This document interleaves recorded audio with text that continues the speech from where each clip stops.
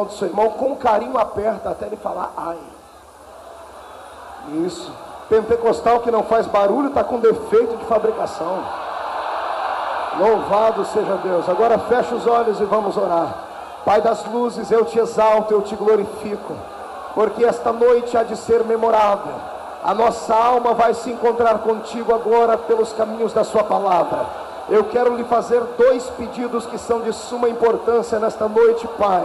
Primeiro, todos os demônios que saíram dos infernos para virem pelejar contra este povo, eu dou a eles 5 segundos para saírem de Camboriú, de Balneário de Camboriú e do estado de Santa Catarina, e ordeno que vão embora, se não sofram as consequências da glória de Deus que está caindo sobre nós, e sejam queimados pelo poder de Deus. Senhor, eu ainda te faço um outro pedido, é um pedido de cunho pentecostal, Pai. Ainda nesta noite abre a porta do céu sobre nós e envia sobre este ginásio, sobre esta cidade, uma comitiva alada de pelo menos 8 serafins, 8 anjos de fogo que refletem o brilho da sua glória. Quero 2 serafins aqui nesta santa tribuna, quero 2 serafins do lado de fora deste ginásio e 4 serafins dentro dele, sobrevoando e esparramando brasas de fogo tirada do seu altar. Onde houver um crente batizado com o Espírito Santo, renova ele agora.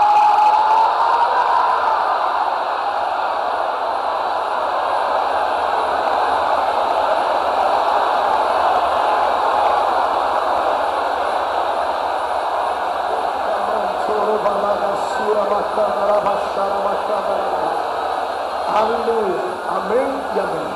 Os que podem tomem o seu assento, os que não podem permaneçam de pé comigo. Queridos e amados irmãos em Cristo Jesus, nesta noite eu quero convidá-los para um passeio pela Bíblia Sagrada. Quero convidá-los para uma compreensão acerca da nossa existência. Por que é que estamos aqui neste lugar hoje adorando a Deus? Por que é que os Gideões Missionários da Última Hora é um sucesso?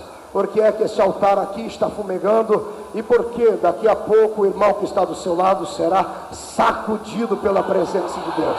Quero contar com a ajuda dos companheiros aqui na minha retaguarda, para que, estendendo as mãos ao céu, orem para que o Senhor venha nos usar. E quero contar com a sua ajuda aqui de baixo, para jogar fogo daqui para cá. Será fogo cruzado nesta noite. Vocês que estão do lado de fora do ginásio, fechem o guarda-chuva, porque vai chover aí também, porque a nuvem da glória de Deus já repousa sobre nós. Quem concorda comigo, jogue a mão lá em cima e dê um glória a Deus. Segura o som, Jesus. Queridos e amados irmãos em Cristo Jesus, eu quero nesta noite pregar sobre o tema, o grande conflito. Diga comigo, o grande conflito. Quando eu abro a minha Bíblia Sagrada, no livro de Gênesis, no capítulo 3, na promessa feita pelo próprio Deus aos seres humanos que faziam parte daquela história, a minha alma fica enobrecida por pertencer à fiel promessa daquele texto. Eu fico muito feliz, porque eu sei que o Deus que está lá em cima no céu é um Deus verdadeiro e que cumpre cada uma das suas promessas. Para entendermos o texto e para entender aquilo que este pregador quer repassar a vocês, eu quero lhe pedir um pouquinho da sua atenção e convidar você para voltar nos anos em que estudava muito a Bíblia Sagrada, para tentarmos entender por que é que a raça humana sofre tanto. Quando eu abro a minha Bíblia em qualquer um dos seus livros, eu vejo 2 forças enigmáticas que brigam entre si dioturnamente. Eu vejo as 2 maiores forças cósmicas que podem existir no universo, mesmo o universo visível e aquele metafísico onde não podemos ver, nem tocar, nem entender. A força do bem versus a força do mal. A força de Deus versus a força do diabo. Muitos pensadores e muitos homens que, dado a filosofia, sempre se questionam: se Deus é Deus, por que é que Ele criou o diabo? Eles erram aí, porque Deus não criou o diabo. Deus criou um anjo de luz, um ser que refletia o brilho da sua existência, um ser que tinha no céu uma das maiores autoridades impostas. Era um ser que conduzia os demais anjos à adoração ao nome do Senhor. Ele tinha um nome muito mais belo do que diabo ou Satanás. O seu nome era Lúcifer, ou seja, aquele que é portador da luz. Muitas pessoas pensam que nós padecemos por causa apenas dos erros que ocorrem aqui. Muitas pessoas não sabem que o primeiro pecado não aconteceu na terra, ele se deu no céu, se deu nas regiões celestes, se deu entre seres que eram espirituais e o são até hoje. O primeiro pecado foi dado lá em cima e não aqui embaixo. Quando eu começo a meditar nisso, eu fico imaginando Deus criando a princípio os céus e a terra, criando esta terra que agora existe e criando os céus que estão aí por ser vistos e aqueles que ainda não vemos, mas um dia haveremos de ver. Quando eu penso nisso, eu imagino que lá em cima, no céu onde Deus habita, no céu de majestade, numa dimensão santa e divina, onde santos adoravam, onde melhor, anjos santos cantavam e adoravam ao Senhor, havia um que brilhava um pouquinho mais do que os demais, e pensando ele, por causa do seu brilho, podia ter um brilho maior do que de Deus, ele intentou contra Deus uma grande e tremenda investida, carregando consigo a terça parte dos anjos que lá habitavam. Eles lutam contra Deus, a princípio em pensamento, e o Senhor os expulsa lá de cima a baixo. Eu penso que foi uma guerra tremenda, penso que foi uma guerra que tenha durado algum tempo, penso que foi uma guerra que entristeceu muito o coração de Deus, porque pela primeira vez na história de toda a criação, uma trombeta de guerra é tocada nos céus, e agora os santos anjos saem na defesa daquele que não precisava ser defendido, mas que tudo fazia parte de uma história. Então Lúcifer é expulso lá de cima. Quando ele é expulso lá de cima, ele é enviado para as regiões mais baixas, ou seja, para perto de nós, onde nós estamos aqui hoje. Quando a Bíblia diz que no princípio criou Deus os céus e a terra, ela coloca um ponto final. Na sequência a Bíblia diz, e a terra era sem forma e vazia. Hoje já há indícios daqueles que estudam um pouquinho da Bíblia Sagrada e mesmo das histórias seculares, que a terra de Gênesis 1 e 1 e a terra de Gênesis 1 e 2, embora sejam a mesma, estavam em estado diferente. Quando Deus cria os céus e cria a terra, ele cria com perfeição. Quando no original da Bíblia Sagrada, a Bíblia diz que a terra era sem forma e vazia, no original diz que a terra era um caos, e caos é destruição, e o meu Deus não criou a destruição. Penso eu que com a queda de Satanás, o impacto do seu poder nesta terra, por ter sido lançado lá de cima, fez com que a terra fosse destruída, tirada da sua órbita e permanecesse por um tempo congelada, sem fogo, sem brilho, sem vida, porque assim, penso eu, ter acontecido. Jesus possa ter lançado luz nisso no livro de Lucas, quando ele disse, eu via Satanás caindo do céu como um relâmpago. Agora veja bem, estamos ainda no princípio da criação.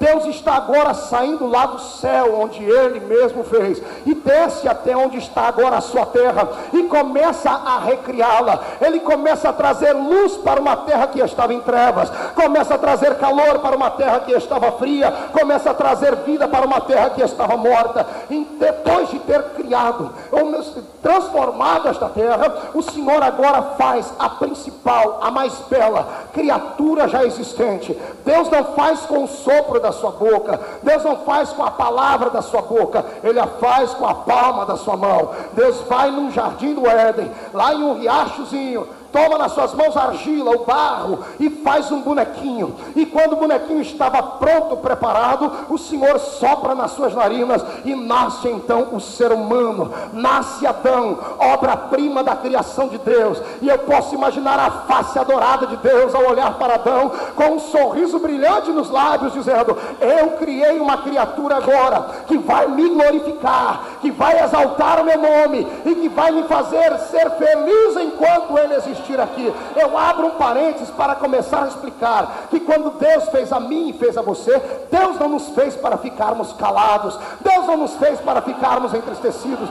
Eu e você somos a coroa da criação de Deus nessa terra.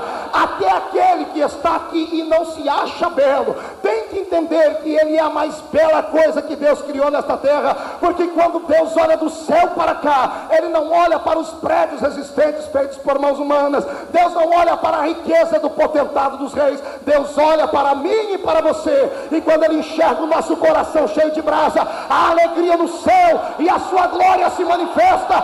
Só quem acredita nisto dá glória a Jesus. Deus criou o homem está no Éden, está tudo correndo muito bem como Deus havia pedido, como Deus havia exigido, estava tudo caminhando muito bem. Deus dá até uma companheira para Adão, e agora que os dois estão felizes no Éden, acontece a interferência de um ser que não tinha corpo físico, este ser maligno, que agora deixou de ser um anjo de luz e transformou-se em um ser maligno. Ele entra dentro do corpo de uma serpente, a primeira aparição ou manifestação demoníaca na terra. Ele se manifesta dentro do corpo de uma serpente, chama a atenção de Eva, a engana, que engana Adão, que posteriormente tenta enganar a Deus, e todos nós já sabemos onde é que essa história vai dar. Vai dar numa bela tarde, quando Deus chega no Éden, quando Deus olha para toda a sua criatura, e Deus observa que eles estavam entristecidos e escondidos, e Deus então o chama pelo nome, e Deus diz: onde estás, Adão? Adão sai por detrás de uma árvore, com a sua nudez tapada por folhagens, e Deus olha para ele e diz: por que se escondeu? E ele diz: Senhor, a mulher que tu me deste, ela me fez pecar. Neste momento, eu posso imaginar o semblante do pai entristecido, olhando para a sua criatura, olhando para aquilo que ele havia feito para glorificar o nome dele, caído em desgraça, caído em delito, caído em pecado. Deus observa os personagens da história. Adão está entristecido, Eva está com seus olhos lacrimejando, a serpente está num canto meia boba, sem saber o que fazer, e num outro canto da história está o próprio Satanás, debochando, sorrindo, e acredito que tenha chamado a atenção de Deus, dizendo: Deus, nós começamos uma história e ela ainda não terminou. O que eu quero dizer ao Senhor, meu Pai, é que olha o que aconteceu, ou melhor dizendo, o que eu quero dizer ao Senhor Criador, é que enquanto estava lá em cima, no seu reinado, o Senhor cercado por anjos, o Senhor cercado por querubins, por serafins, o Senhor teve poder contra a minha vida e me destruiu lançando de lá para cá.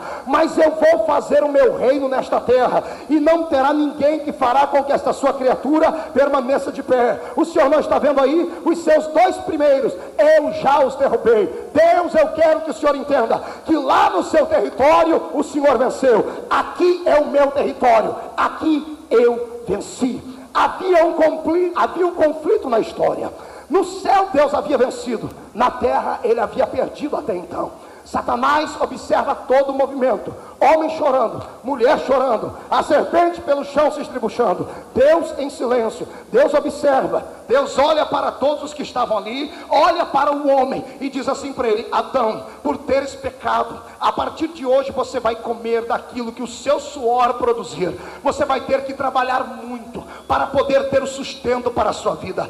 Eva, minha querida, você vai sentir dores ao ter filhos. Serpente, tu vai comer pelo resto da vida pó. Satanás vai saindo da história, penso eu, e Deus observa e diz assim: espere aí, cão, eu ainda não terminei a minha sentença. Espere, já que nós estamos brigando, eu aceito essa briga e eu quero ver quem é que nós dois que vai vencer. Escute, lá em cima eu te venci, aqui você me venceu, mas a história não termina. Isto aqui não é um ponto final, é apenas uma vírgula. Escute o que eu vou lhe dizer agora, Satanás: da semente desta mulher que caiu, nascerá um que esmagará a tua cabeça.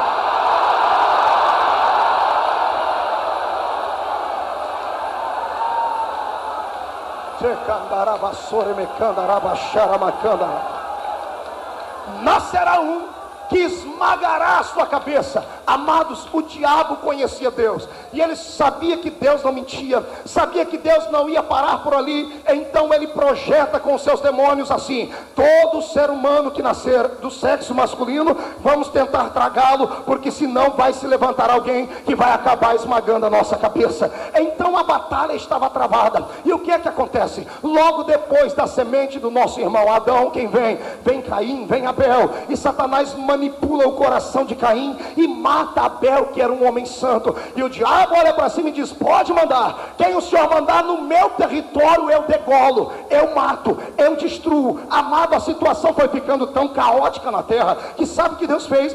Deus intentou no coração destruir toda a raça humana, procurou ele na terra e encontrou apenas um homem justo, que era Noé. Deus diz a ele: faz para ti e para a tua casa uma arca, porque eu vou me desfazer desta raça humana, porque este povo que aqui está não pode mais me adorar. E aí imagina o diabo dizendo: o Senhor pode destruir quantas vezes o Senhor quiser, o que sobrar vou eu tentar contra a vida dele. Após o dilúvio, o nosso irmão santo e justo Noé sai da arca e não vigia, planta uma vinha, se embebeda, fica nu, lança uma praga sobre o seu filho. E o diabo então olha para o céu e diz: Deus, bebum não pode pisar na minha cabeça, pai que amaldiçoa filho não pode pisar na minha cabeça. Noé já era, já foi. E Deus continua então tramando toda a história para trazer a verdade à tona. O que acontece na sequência, pastor Marco, é isso: que a terra se levanta com homens maléficos, como era o caso de Nimrod, um poderoso caçador diante dos homens e diante do Senhor. Nimrod era um homem tão ruim que a história diz que ele se casou com a própria mãe, matou o pai,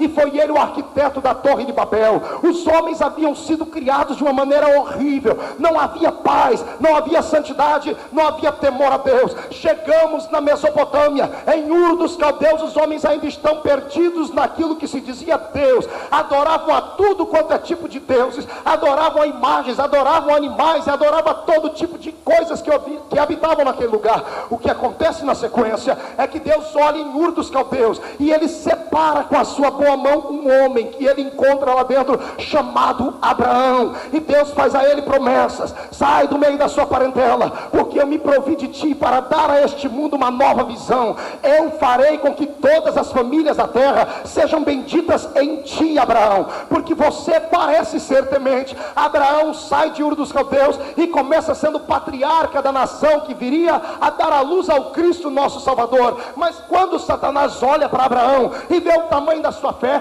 ele não se contenta. O grande pai Abraão acaba pecando, mentindo ao rei do Egito. E a minha Bíblia diz que quem mente é filho de quem? E quem é filho do diabo não pode esmagar a cabeça da serpente. O diabo diz: Deus, Abraão não deu conta, manda outro. E da semente de Abraão vem Isaque. Isaque comete o mesmo pecado do pai, mente da mesma forma. Da semente de Isaque vem Jacó. E o que faz Jacó? O seu próprio nome diz tudo: um suplantador. O diabo está gostando da festa. Os homens que o Senhor manda, eu estou destruindo eles. Não há de nascer ninguém capaz de destruir a minha cabeça. Descendentes desse povo vieram grandes e poderosos homens. Deus levantou juízes, por exemplo. Deus levantou Sansão, para que Sansão viesse libertar o povo, e ele acaba cativo pelos homens que habitavam naquela terra. Não havia quem pudesse derrotar Satanás até então. Deus manda homens como Davi, um homem segundo o seu coração, e Davi comete pecados hediondos. Ele adultera, manda matar o marido da mulher, e o diabo diz: até aquele que é segundo o seu coração, eu tenho poder sobre ele. Deus continua ainda levantando homens para que somente assustar o diabo, porque se um homem comum assustasse ele, quando viesse a semente, aí estaria terminado toda a história. Depois de Davi vem Salomão, e Salomão, com toda a sua sabedoria, acaba quase que morrendo em loucura, se curvando diante dos deuses das suas 1000 mulheres. E o diabo diz: Deus, não há quem possa derrotar-me, porque todo nascido de mulher, eu tenho poder sobre eles, porque eu tenho autoridade. Neste inteirinho, penso eu, lá em cima no céu, Deus olhando para a terra, o Senhor, penso eu, que ele usa o texto de Isaías para dizer assim: agora, a quem enviarei? E quem há de ir por nós? Na terra não havia ninguém para lutar contra o diabo. Debaixo dela, quem estava morto não podia lutar. Então lá à direita de Deus Pai, se levanta alguém com a mão no seu ombro e diz: Pai, eis-me aqui, envia-me a mim.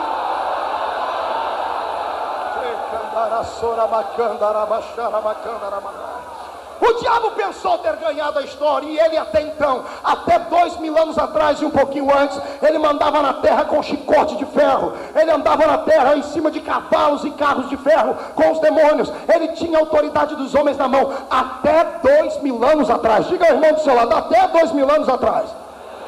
Diga, porque aí a história mudou. Estamos em Nazaré, uma cidade pequenina, pobrezinha. Em Nazaré está uma pequena moça, dentro do seu quarto, do seu casebre, arrumando as suas 3 pecinhas de enxoval, porque era muito pobre.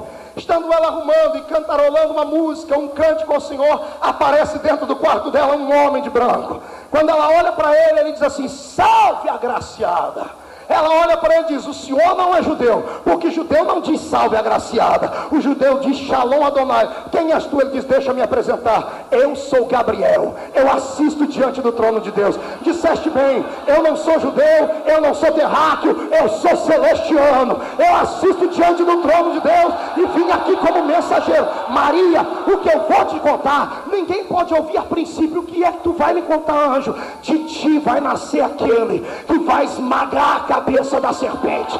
Ela diz: mas como pode ser isso? Eu não tive filhos, eu ainda não tenho filhos, eu nem casada sou. Fica tranquila, a sombra do Altíssimo te cobrirá, tu serás cheia do Espírito Santo, porque aquele que vai nascer de ti há de esmagar a cabeça da serpente. Só quem crê nessa história adore.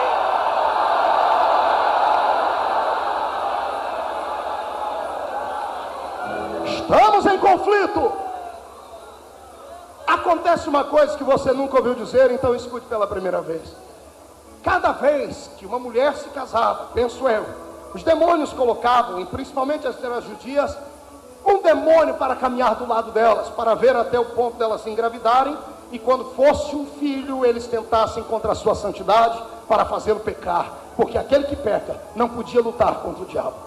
Só que quando Maria encontra-se grávida, ela ainda não está casada. Quando dá-se o dia do casamento dela, olha o que acontece. Quando ela está casada já, os demônios observam que ela já estava grávida. Então eu penso que o diabo, ao invés de mandar um demônio forte para ir cuidar dela, mandou um demônio aposentado, dizendo: bom, essa aí, embora ela esteja grávida, mas ela já casou grávida. E aquele que vai nascer para esmagar minha cabeça, não pode nascer de uma mulher que já casou grávida.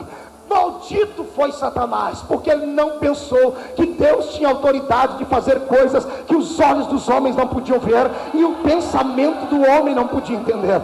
Olha o que acontece. Passa-se 9 meses, José vem com sua esposa, eles vão subindo para Belém, para fazer um recenseamento que o rei havia pedido. Quando chegam na cidade de Belém, Maria, depois de estar sentada no lombo de um jumentinho, uma viagem de 6 dias, galopando, eu tenho certeza que ela deve ter aumentado as suas contrações, e talvez adiantado um pouquinho o seu parto. Quando entra em Belém, ela diz: meu querido marido, eu já estou pronta a dar à luz, já sinto contrações. E eles olham de um lado para o outro, e não há uma hospedagem, não há ali um hotel, não há ali um lugar onde ela pudesse reclinar a cama em uma cama comum. Então José se lembra: Maria, quando eu entrei aqui neste lugar, sabe o que eu vi logo na cidade? Eu vi na entrada dela uma estrebaria, uma cavidade na rocha. Vamos para lá. Se nós não temos cama, vamos ver o que nós fazemos ali dentro. Quando entraram dentro daquela cavidade, penso eu que ele pega o feno, que era o alimento daqueles animais que por ali passavam, e arruma bem prontinho dentro daquela estrebaria,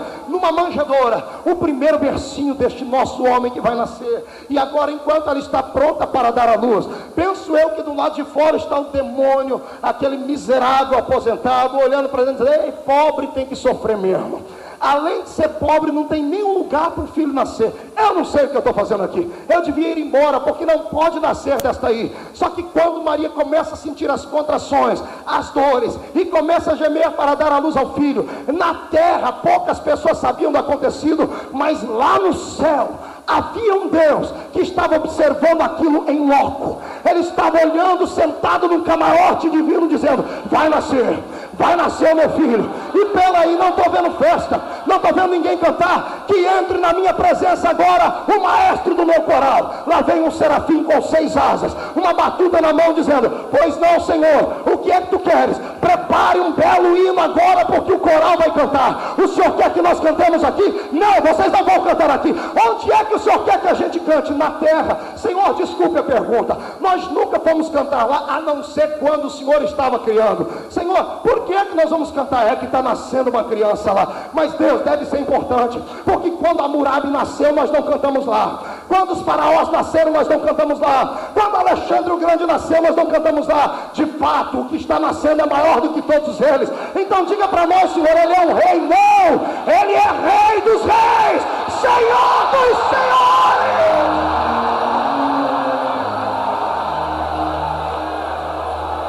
É mais ou menos assim, não é, pastor José?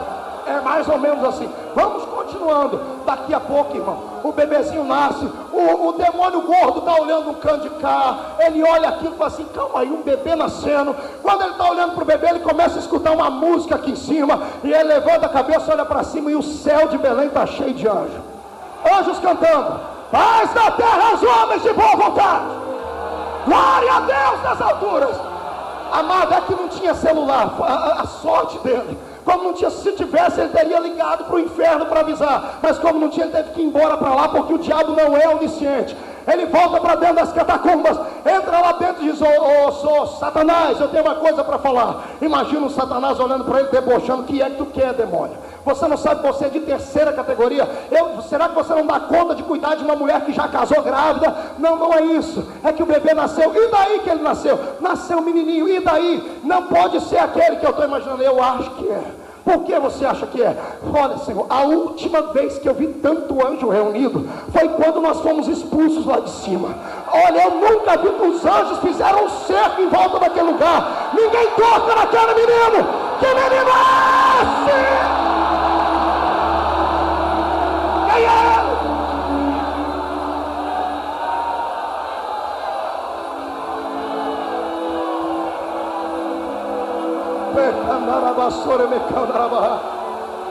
Sai da minha frente, demônio. Deixa eu ir ver, permita-me ver, eu quero ver o que é, quem é, o que é. Volta entristecido para dentro das profundezas. Vai para frente de um espelho, começa a olhar na sua cabeça. E os demônios querendo alegrar ele: olha, nós matamos 2 hoje. Nada alegrava ele. Olha, nós conseguimos fazer com que mais de 1 milhão de pessoas se embriagassem. Nada deixava ele feliz. Alguém diz: o que é que o senhor tem? O que é que o senhor tem no cabelo? Quer que eu chame um barbeiro? E ele diz: não, eu só estou aproveitando meus últimos instantes com a cabeça inteira. Por quê? Porque aquele que nasceu é ele. É ele.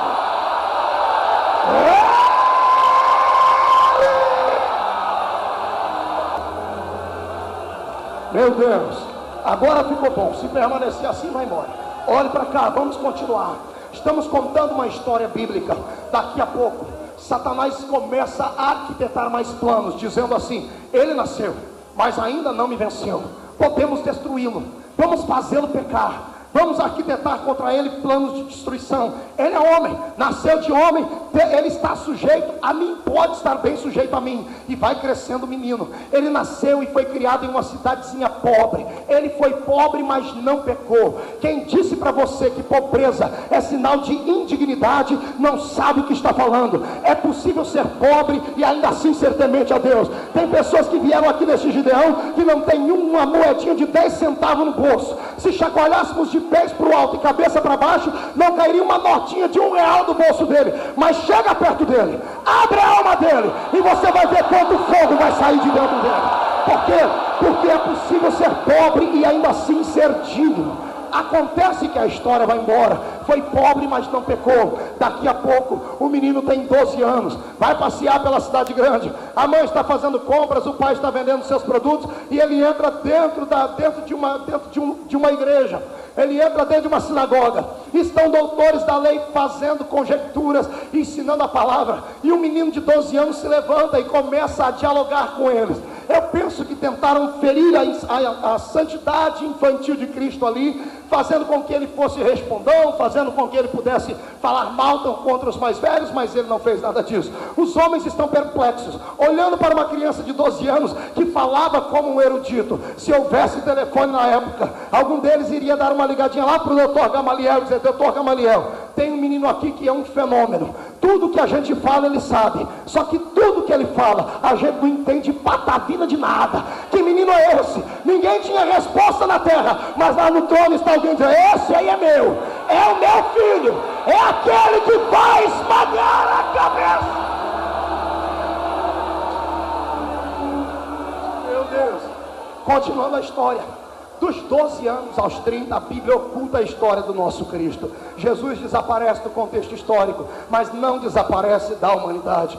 30 anos agora ele tem, e ele vem descendo as cidades da Palestina até chegar às margens do Rio Jordão. E quando ele chega no Rio Jordão, tinha um homem já que antecedera ele ali batizando, e o homem tinha uma mensagem muito profunda, como dessas igrejas que tem hoje. Ele dizia assim: venha lindinho, venha bonitinho do papai, venha queridinho de Jesus. Era isso que ele dizia?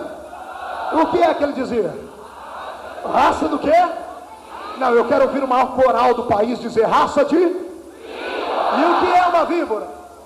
Uma cobra. Então está ele batizando um monte de víboras, está transformando um monte de cobras em ovelha, e ele está batizando eles assim: venha a raça de víbora. E ele começa chamando: venha cá o Senhor sumo sacerdote, vem o Senhor que quer se encontrar de fato tendo luz verdadeira, vem o Senhor que é saduceu, vem o Senhor que pertence a todas as demais religiões, aceitem o reino de Deus, porque ele já está chegando aí. E ele vai batizando aqueles que chegavam ali: venha cá sua cascavel, sua urutu cruzeiro, venha cá sua caninana, sua surucucu, venha cá sua cobra miserável. E as pessoas: dá-lhe João, pega essa cobra. E ele: venha cá sua raça de víbora. Agora João para, olha, quando ele vai dizer venha, ele para. O povo diz: João, que cobra é essa? Ele diz: não é cobra, é o Cordeiro de Deus que tira o pecado do mundo.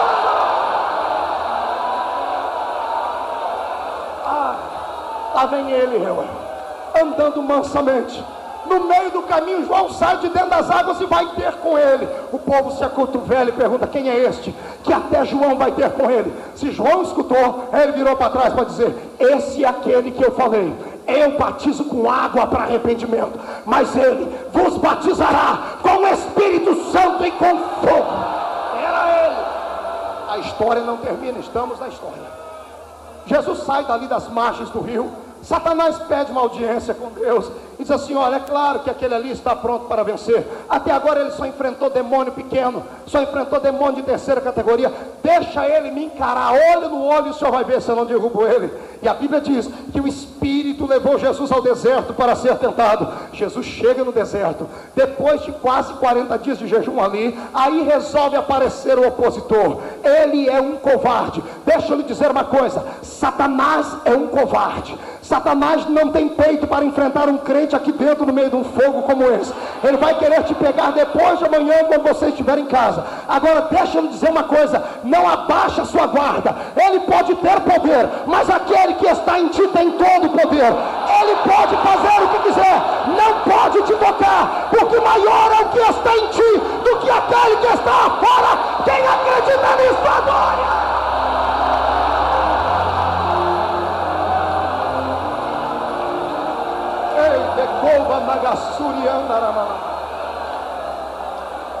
Ele está no deserto, com fome, com sede, e vem o príncipe das trevas, dizendo a ele: tu não és o filho de Deus, transforma a pedra em pão, come dela. E Jesus olha para ele e diz assim: nem só de pão viverá o homem, mas de toda a palavra que sai da boca do Pai. Uma orelha de Satanás é alvejada e começa a queimar. Daqui a pouco ele volta e diz assim: venha cá, vamos fazer uma viagem. Ele leva Jesus a um lugar mais alto e diz: se prostrado me adorardes, eu te darei todos os reinos da terra. E Jesus olha para ele e diz assim: primeiro, você não tem nada, porque nada você tem. Tudo que existe aqui é do meu Pai. Segundo, a Bíblia Sagrada diz: não terás outros deuses diante de Deus. Você tem que se curvar primeiramente diante do Senhor e unicamente diante dele. Satanás, vai-te, porque somente a Deus temos que adorar. Ele já está tonto, está quase nocauteado, mas ele não desiste. Ele volta de novo e diz assim: se tu és o Filho de Deus, salta de cima desta montanha, porque está escrito na Bíblia Sagrada acerca de ti, que se saltares, os anjos vão te socorrer. Jesus olha para ele e diz: mas também está escrito: não tentarás ao Senhor teu Deus. Vai-te, Satanás. Satanás saiu com a orelha quente, a outra fervendo, e ele deve ter perdido o rumo de casa até os dias de hoje, porque Jesus é o campeão dos campeões, e aquele que pode esmagar a cabeça dele não podia errar. Só quem serve a este Deus adore ao nome dele.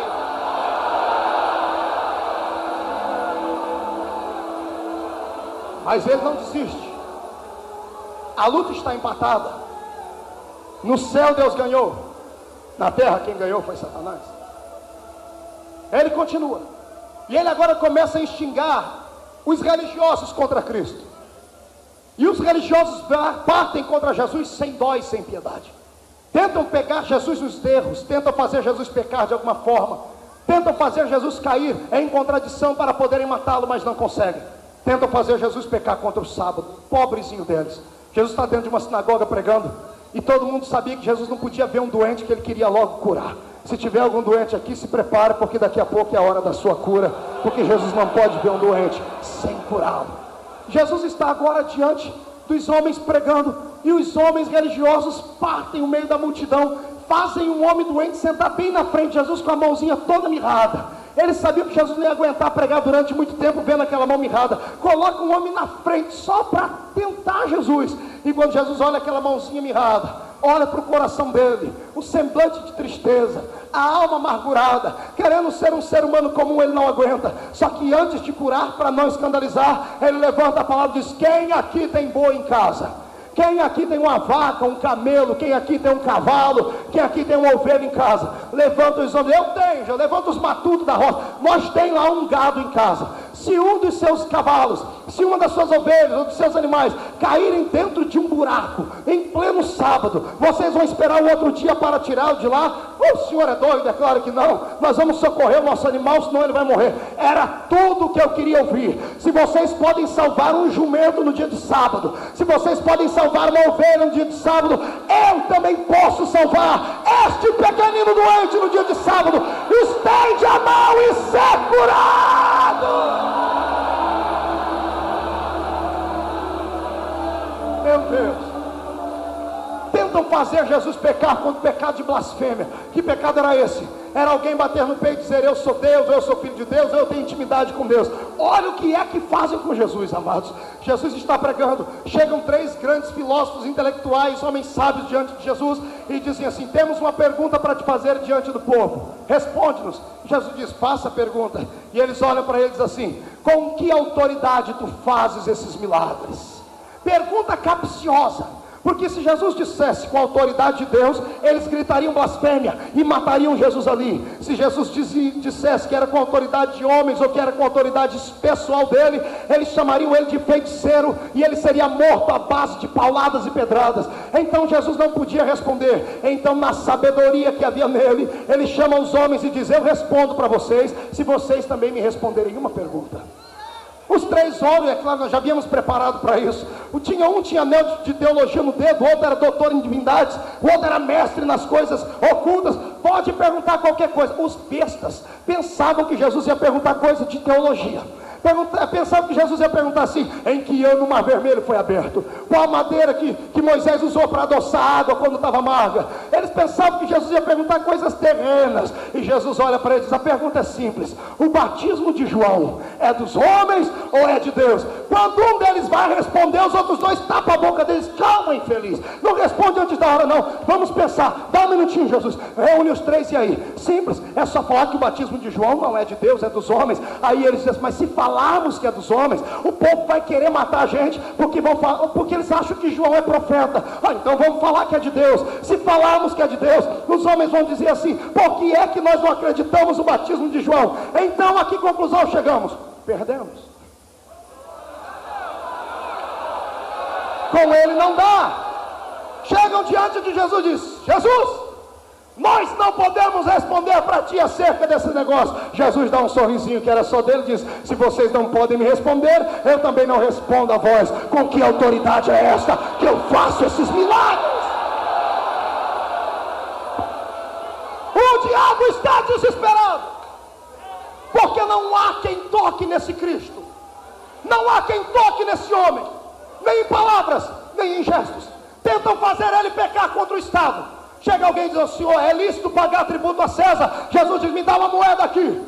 De quem é essa efígie que está aqui? É de César. Dê a César o que é de César, mas dê a Deus o que é de Deus. Diga ao seu irmão: nosso Cristo é um campeão.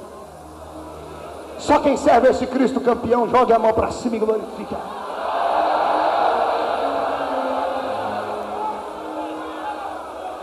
Estamos em conflito.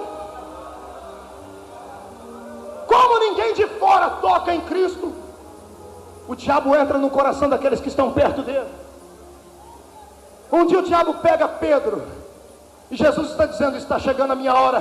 Pedro levanta e diz: Senhor, tem dó de ti. Jesus olha para ele e diz: para trás de mim, Satanás. Mas Pedro fica, porque Pedro é importante. Vai embora, Satanás. Eu tenho que morrer e tenho que ter uma morte digna. Tenho que ter uma morte que vá valer a pena. Está chegando a minha hora. E o diabo sabia que Jesus não podia morrer sem ter pecado nenhum. Porque se o sangue dele era inocente, se a vida dele era inocente, se ele era puro, havia então pela primeira vez na história encontrado alguém digno de ser o seu exímio executor. Satanás olha para os seus demônios e diz: está chegando o momento e nós não conseguimos fazer nada. Então ele faz com que um dos discípulos de Cristo o traia. E enquanto ele está se vendendo do lado de cá, Jesus está subindo para a sua última viagem em cima do monte. Está subindo com seus discípulos. Ele já tinha ido várias vezes ali, mas esse dia foi tremendo. Ele sobe com a sua alma atormentada. Neste dia ele chama todos eles: vamos para o monte orar. E quando ele pensa em se ajoelhar no meio deles, com medo deles desfalecerem ao ouvirem a sua oração, ele diz: fiquem aqui, mas fiquem orando, porque eu vou entrar ali dentro e vou orar mais um pouquinho. Quando ele está lá dentro orando, ele sente a angústia da morte. Ele volta para os discípulos e diz assim: orem comigo, porque eu estou profundamente atormentado. Orem, estou angustiado até a morte. E ele volta para o meio do mar, dobra o seu joelho no jardim e começa a orar. E se Jesus tinha a bênção de ser Deus e homem ao mesmo tempo, neste momento, e talvez apenas neste momento, toda a bênção tenha se transformado num momento de angústia pior, porque a Bíblia diz que ele começa a suar gotas de sangue. Por que é que ele soa gotas de sangue? Porque como homem ele não enxergava um palmo à frente do seu nariz, mas como Deus ele enxergava horas, momentos, dias na frente. E quando ele está orando naquele jardim, sabe o que é que ele vê por antecipação? Ele vê a cruz, ele vê os algozes, ele vê os pregos, ele vê os cravos, ele vê o tamanho da humilhação, a dor. Por antecipação ele sente as dores, e então ele começa a suar gotas de sangue. O diabo envia os seus demônios, aproveitando este momento, e diz: vamos atormentá-lo. Vamos atormentá-lo até ele parar, até ele desistir, porque se ele desistir, ele não terá poder para esmagaçar a minha cabeça, para esmagar a minha cabeça. Os demônios estão do lado dele, atormentando ele. Num desespero ele grita: Pai, passa de mim este cálice. Se for possível, tira ele. Os demônios estão prontos para dar um salto de glória, para um salto de vitória. Só que antes de fazer isso, o mesmo Cristo que disse: se possível for, passa de mim este cálice, olha fixamente ao alento. E se ele viu a cruz, ele também tinha o poder de ver além da cruz. Sabe o que ele viu além da cruz? Você.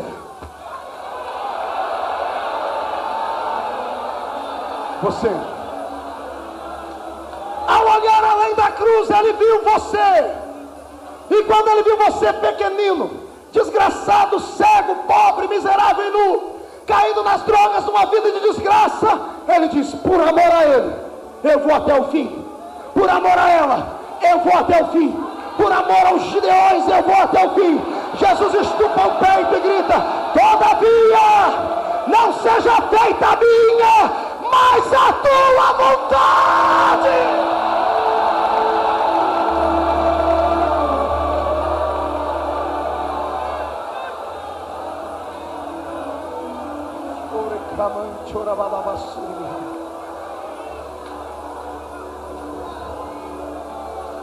Prepare o seu coração para sofrer comigo agora um pouco. Ele levanta do monte, não como um derrotado, mas como alguém vitorioso. Acorda os discípulos e diz: nenhuma hora pudesses velar comigo? Agora é tarde, chegou a minha hora. Eia, desçamos. Quando eles estão descendo do monte, lá vem a turba toda para crucificar a Cristo, para prendê-lo. Judas vem no meio. Judas está apressando o passo e Jesus grita assim: a quem buscais? E eles dizem: a Jesus. E ele então diz assim: eu sou. Quando ele diz eu sou, ele não disse como homem, ele disse como Deus. Repetiu aquilo que disse para Moisés lá no deserto: eu sou. E quando ele diz eu sou, não fica um homem de pé pro chão. Qual é o bandido que está para ser preso? E os seus soldados e os policiais caídos no chão vai esperar para ser preso? Ele fica de pé, corajoso, olha para eles e diz: levanta, Judas, levanta, Malco. O soldado que arrancou a sua, levanta todos vocês. Vocês vieram me buscar, eu estou pronto. Eis-me aqui, podem me prender. Prendem a Jesus, colocam nas suas mãos algemas, vão levando ele para o meio da multidão. Os sumos sacerdotes estão gritando, estão batendo no peito, dizendo: nós vencemos. Levam Jesus para Anás. Anás o remete para Caifás. Caifás, não tendo forças para fazer nada contra ele, o remete a Pôncio Pilatos. Pilatos não acha nada nele e manda ele para Herodes. Herodes não encontra nada nele, manda ele de novo para Pilatos.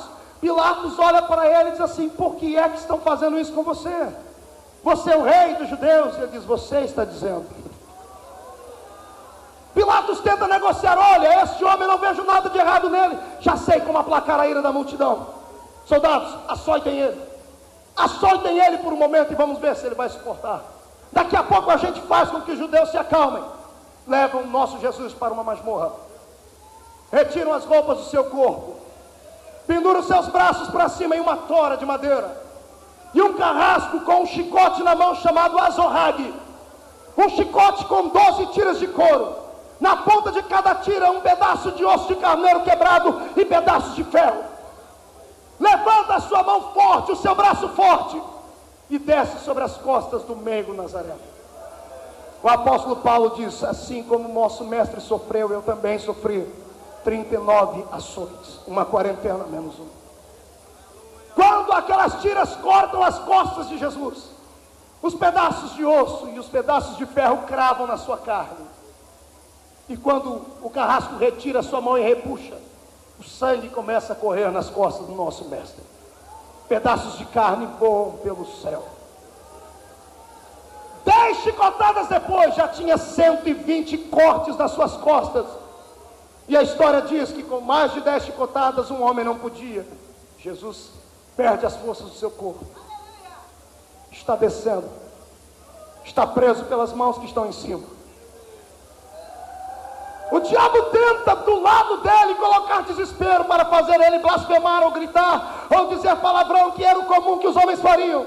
Mas a minha Bíblia diz que ele, como uma ovelha muda, não abriu a sua boca.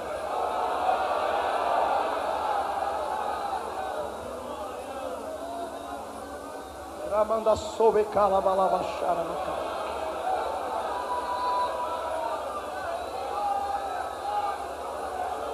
Se há uma razão para adorar a Deus no congresso como este, eis aí o motivo. Para que você estivesse aqui, ele teve que suportar sozinho o peso do pecado da humanidade nos seus ombros. Quem é agradecido a ele, diga graças a Deus. 39 chibatadas, 460 cortes nas costas. Pilatos assiste de longe. Retiram ele meio vivo, meio morto daquele tronco, colocam um pano nas suas costas e o levam para algum lugar. Pilatos entra dentro de casa, a mulher está vendo que ele está atormentada. Cláudia olha para ele e diz: o que é que tu tens, homem? Um galileu, um jovem galileu. Eu nunca vi ninguém igual a ele. Ele apanhou e não abriu a boca para falar um ar. A mulher diz a ele assim: olha, querido, eu não me intrometo em assuntos governamentais, mas esta noite eu sofri por causa deste homem. Não sei quem ele é, só sei dizer que ele é justo. Ele é justo!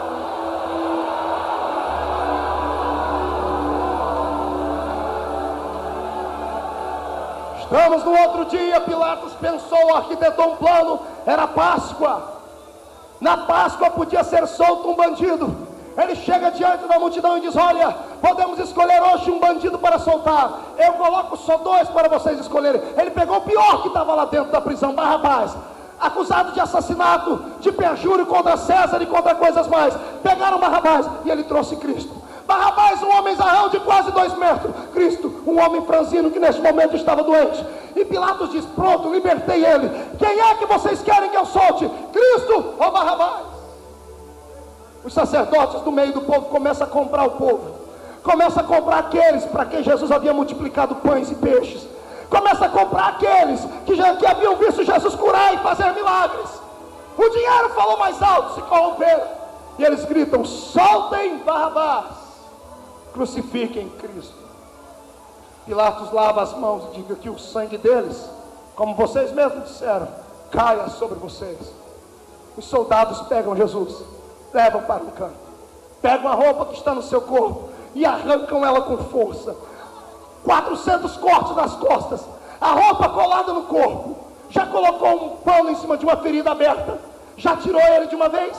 Lembra da dor? Imagine 400 cortes, 400 feridas nas costas, abrindo de uma só vez, porque alguém puxa o pano que estava nas suas costas de uma vez. Ele sentiu dores inimagináveis, mas permaneceu em silêncio, porque se ele abrisse a boca dele, ele não podia esmagar a cabeça de Satanás por você. O que acontece, pastor Marcos? Os soldados tecem uma coroa de espinhos e cravam em sua fronte. Colocam um manto púrpura em cima do seu corpo, com um caniço batem na sua cabeça, se curvam diante dele debochando: e aí, rei? Depois tiram de novamente esse manto púrpura, colocam no seu corpo as suas vestes mesmo, levam ele para fora, colocam nos seus ombros o patíbulo da cruz, a parte de cima a haste. Jesus está subindo a via da crucificação sozinho, a multidão observando.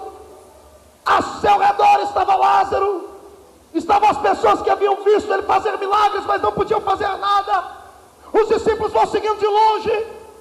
Está tudo terminado. No meio da multidão, um homem negro é chamado a carregar a cruz de Cristo, Cirineu. Cirineu ajuda ele por um momento a levar a cruz. Quando Jesus chega no alto do Gólgota, no centro do Gólgota já há um buraco preparado para receber a haste da cruz. Colocam aquele patíbulo que estava nos seus ombros sobre a haste da cruz e fincam lá. Fazem a cruz perfeita. Encontram um problema na hora da crucificação. Qual, pastor? A história diz que a cruz era feita sob medida.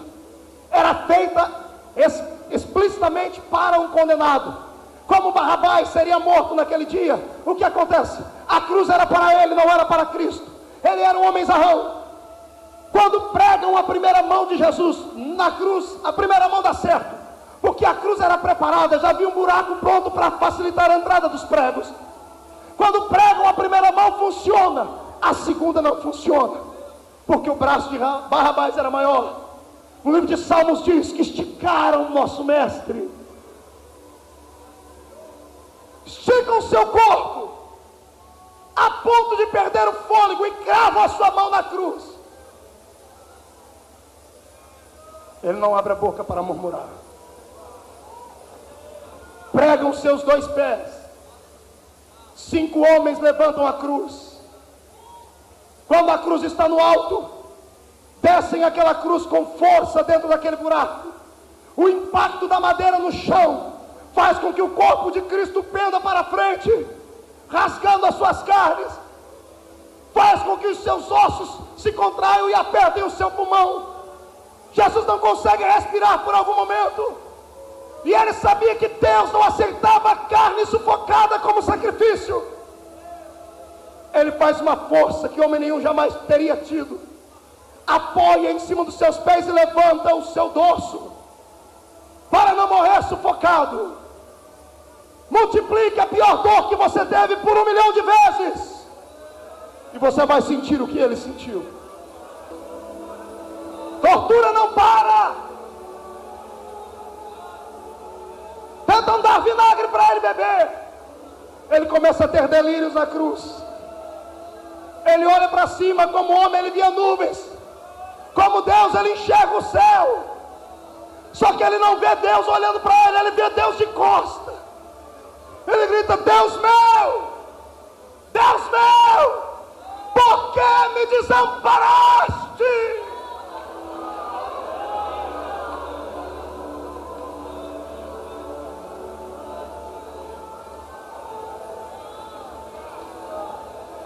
O diabo entra no coração do homem à direita e diz: tu não és o filho de Deus, desce. Desce e tira a gente daqui.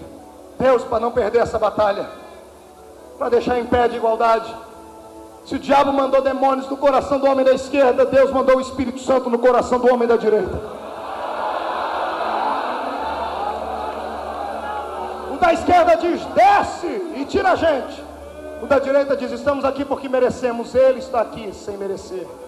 Inclinando a cabeça, ele olha por cima da cabeça de Jesus, está escrito: Rei dos Judeus. E o bandido diz assim: Rei, lembra de mim quando entrares no teu reino. Sentindo dores a ponto de morrer, ele olha e diz: ainda hoje estarás comigo no paraíso.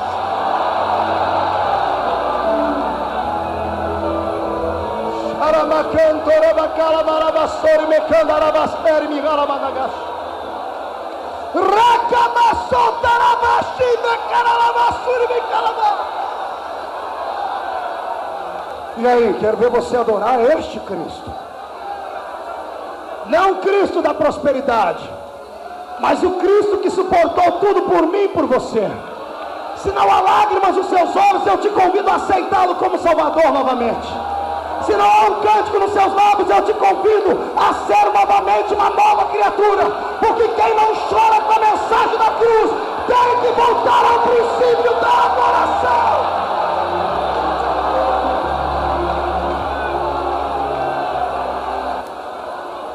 Ele não está na terra, mas também não está no céu. Está entre o céu e a terra. O primeiro conflito foi no céu, Deus venceu. O segundo conflito foi na terra, Satanás venceu. O terceiro não é no céu nem na terra, é entre o céu e a terra. No terceiro conflito, com uma mão Jesus toca na mão de Deus, com a outra toca na mão da humanidade. Com uma mão ele diz: Pai, perdoa o homem. Com a outra mão ele diz: homem, receba o Pai. Satanás foi destruído.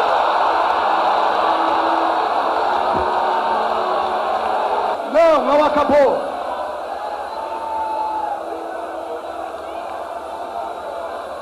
O sol estava brilhando até o meio-dia. Meio-dia, o astro-rei em protesto se esconde. Ventos sopram sobre a terra se escurece. 3 horas da tarde, ele pende a cabeça e antes de pender ele diz assim: consumado está. E morre. Quando ele morre, Satanás bota a mão na cabeça e diz: é agora. Mas passa 10 minutos, meia hora, 1 hora, e nada acontece. Ele manda os demônios dele observarem, e o corpo está lá. Tira o corpo da cruz, leva para dentro de uma sepultura e o corpo está lá. O diabo pensa consigo: acabou. Eu só fiquei assustado 33 anos e meio. Eu achei que era ele. Mas acabou a história. E o corpo dele está lá ainda. É sexta-feira, vamos fazer festa. Festa no inferno. Demônios dançando, pulando, gritando. A morte de mãos dadas com Satanás dançando uma catira. Todo mundo feliz. É sábado. A festa dura outro dia e nada acontece. Vai chegando meia-noite de sábado. Quando o ponteiro cruza meia-noite de sábado para domingo, é o terceiro dia. A festa continua e de repente ela é interrompida, porque a sexta acabou, o sábado também, o domingo chegou aí. É domingo. Diga comigo: é domingo. A vitória está chegando. Está ele entrando lá dentro das profundezas. Não andando, mas flutuando no ar. Não com um corpo cadavérico como aquele da cruz, mas num corpo glorificado como o rei. Vem ele brilhando, entrando lá dentro daquelas partes baixas. Demônios veem pela primeira vez uma luz naqueles calabouços, começam a gritar e a se desesperar. O som da festa para, a morte para de dançar, o diabo também. quando observam a entrada dele, vivo, triunfante, ele vai no trono onde estava Satanás e toma da mão dele a chave da morte e do inferno. Me dê aqui, me dê aqui, me dê a chave. É pela chave, é pela chave.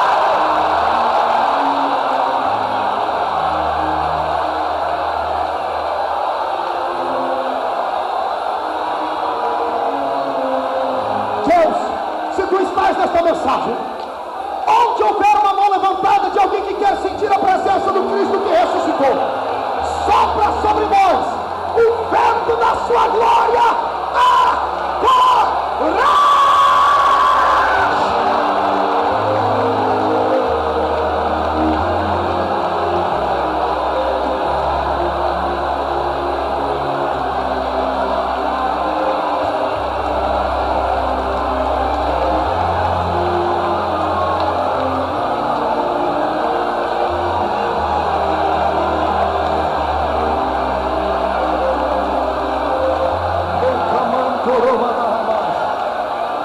Olhe para cá. Estamos terminando. Já olha nos olhos de Cristo. E ele pensa: é agora? Vai esmagar minha cabeça agora? E eu penso que Jesus olha para ele e diz assim: eu poderia terminar essa história agora, mas não vou fazer ainda. Porque não é justo que apenas eu pise na sua cabeça. Você fez muita gente sofrer. Você fez muita gente chorar. Por agora fica assim. Mas em breve,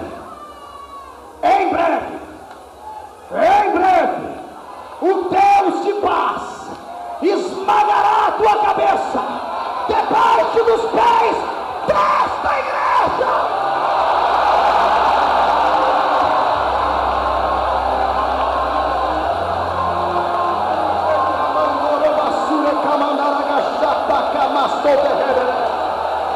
Jesus toma a chave da morte e do inferno, sai dali, vai lá nas catacumbas onde estão as almas dos santos de antigamente, e ele vai abrindo, porque ele tem a chave da morte. Ele abre uma porta, quem olha para ele diz assim: meu nome é Daniel, e o seu? O meu nome é Rei dos Reis e Senhor dos Senhores. Sai, Daniel, sai para fora, sai, Ananias, Misael e Azarias. Esse é o quarto homem da fornalha, sai daí, sai, Jeremias, esse é o horário, sai.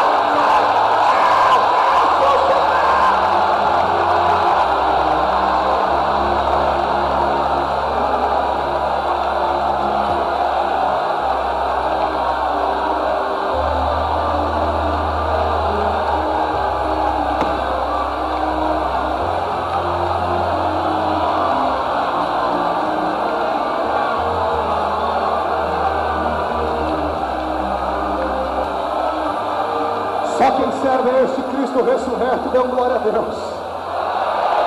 E você, irmão, ele ressuscitou. Mas a história não terminou. Tem reticências. Ele sai da terra, aparece aos homens, diz a eles que ressuscitou. 40 dias na terra, 40 dias depois, ele se assusta ao céu e diz: olha, fiquem aqui, porque eu vou. Mas eu vou e mando outro no meu lugar, porque eu não deixo meu povo sozinho. A batalha já está ganha. Ele estava dizendo: não temam a ira de Satanás, não tenham medo dele. Ele e os seus demônios não valem uma pitada de cigarro fumado. Os demônios, embora tenham poder, não podem com você. Ele quis dizer assim: a batalha já foi vencida, não há mais nada a ser feito a não ser trancafiá-lo em um lugar de onde ele nunca mais sairá. Mas enquanto isso, fiquem na terra preparados, porque daqui a pouco eu venho buscar vocês. Daqui a pouco eu venho buscar vocês.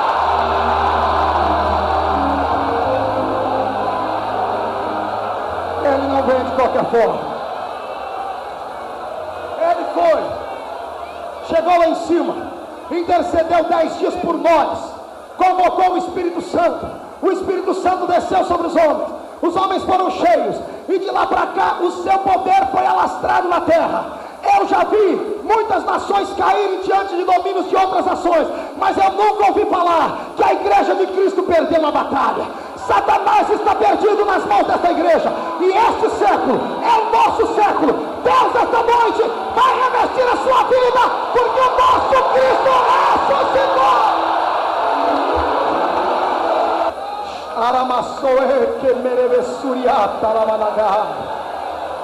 Senhor Deus, onde houver uma mão levantada agora, derrama sobre ela uma unção de milagres, uma unção de poder, uma unção digna de um filho de Deus que conhece o seu Cristo que ressuscitou. E onde houver esta mão agora, Pai, faz eles sentirem o seu calor, porque onde eles colocarem a palma da mão deles, vai começar a acontecer milagres. Crente, põe a mão sobre o seu irmão agora e ministra sobre ele a unção do Cristo que ressuscitou.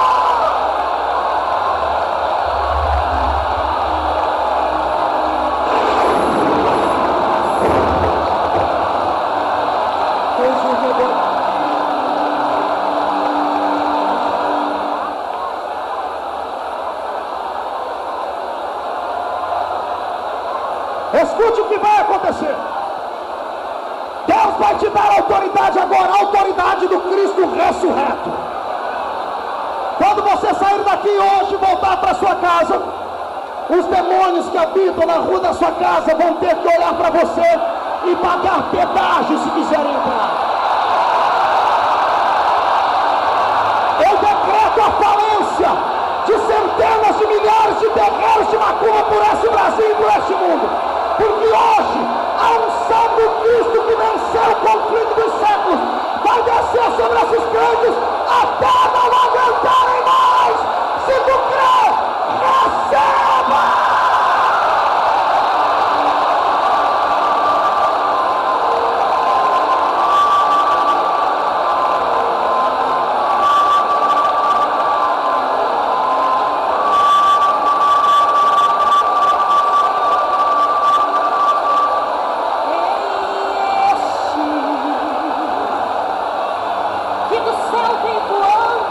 Arrebata, Jesus! Arrebata, Senhor! Arrebata! E saltando muralhas, tem uma espada de fogo na mão. Paulo André! Quem é este que está do nosso lado? Eu ouço seus passos, o Senhor neste lugar. Deixe ver que ele vai alegrar, toda a eternidade ele vai curar. Demônio aqui dentro não pode ficar, pois o varão de fogo acabou. Vai fora, Satanás! Para que passei lá no meio do fogo. E aqui nessa tribuna, Jesus, derrama sobre esses obreiros a sua glória! Já!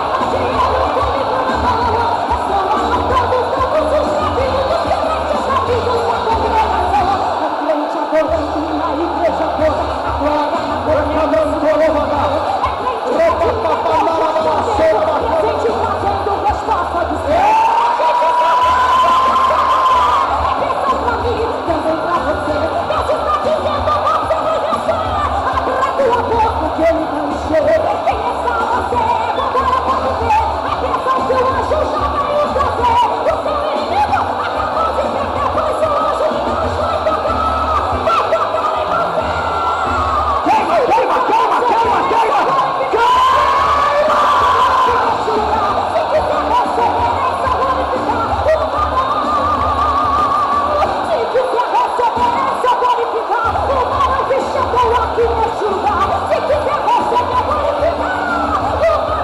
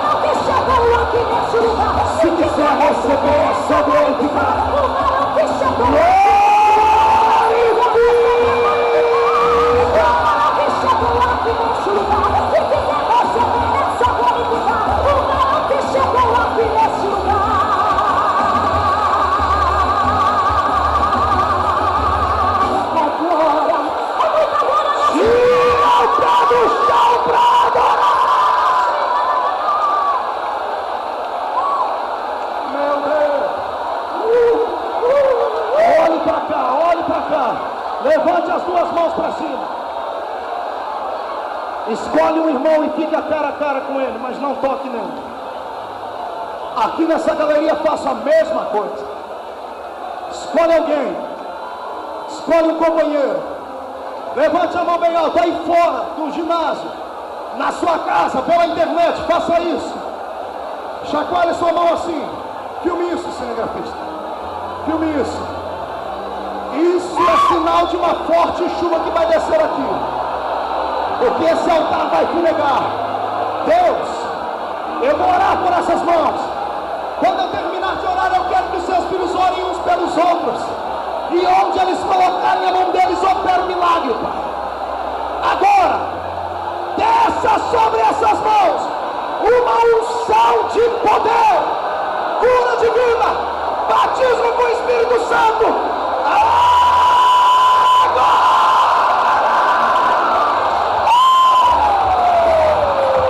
Vai, adora, pastores,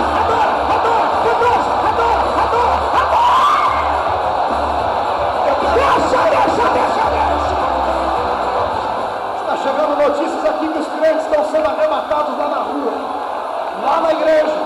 Eu não duvido que o impacto desta glória vai tomar conta do povo, porque o nosso Cristo ressuscitou. Meu Jesus não está morto. Meu Jesus não foi feito para ser enfeite de pescoço de pederasta. Meu Jesus não foi feito para ser enfeite de porta de cemitério, nem de tampa de caixão, nem de sala de casa.